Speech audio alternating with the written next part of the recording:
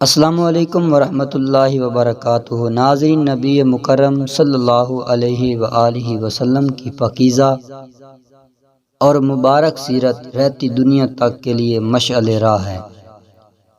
آپ کی ہر ادا میں ڈھیروں حکمتیں چھپی ہیں۔ عاشقان رسول ان اداؤں کو بجا لانا اپنے لیے باعث فخر سمجھتے ہیں اور اسے دین و دنیا کا سرمایہ جانتے ہیں۔ لہٰذا یہاں پیارے مصطفیٰ کریم صلی اللہ علیہ وآلہ وسلم کی 8 پیاری ادائیں ذکر کی جاتی ہیں۔ نمبر 1، گفتار مصطفیٰ۔ سرکار مدینہ صلی اللہ علیہ وآلہ وسلم پیارے انداز میں صاف گفتگو فرماتے، اہم بات 3 بار دہراتے تاکہ اچھی طرح سمجھ لیا جائے اور بلا ضرورت گفتگو نہ فرماتے۔ نمبر 2، رفتار مبارک۔ پیارے آقا کریم صلی اللہ علیہ وآلہ وسلم چلتے تو پاؤں جما کر چلتے، گویا آپ بلندی سے نیچے اترتے معلوم ہوتے۔ نمبر 3، چھینکنے کا انداز۔ سرور کائنات صلی اللہ علیہ وآلہ وسلم بلند آواز سے چھینکنے کو ناپسند فرماتے تھے۔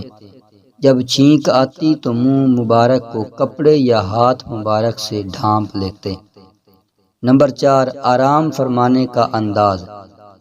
رسول اللہ صلی اللہ علیہ وآلہ وسلم سوتے وقت اپنا دایاں ہاتھ مبارک رخسار کے نیچے رکھتے اور یہ دعا پڑھتے، اللہم باسمک اموت و احیا، یعنی اے اللہ میں تیرے نام کے ساتھ ہی مرتا اور جیتا ہوں، یعنی سوتا اور جاگتا ہوں۔ اور جب بیدار ہوتے تو یہ دعا پڑھتے، الحمدللہ الذی احیانا بعد ما اماتنا والیہ النشور، یعنی شکر ہے اللہ کا جس نے ہمیں مر جانے کے بعد زندہ کیا اور اسی کی طرف اٹھنا ہے۔ نمبر 5، پانی پینے کا انداز۔ سرکار مکہ مدینہ صلی اللہ علیہ وآلہ وسلم پانی 3 سانس میں نوش فرماتے۔ نمبر 6، خوشبو کا استعمال۔ نبی کریم صلی اللہ علیہ وآلہ وسلم کو خوشبو پسند تھی، خوشبو کا تحفہ رد نہ فرماتے، مشک و عنبر خوشبو استعمال فرماتے۔ نمبر 7، آئینہ دیکھنے کا انداز۔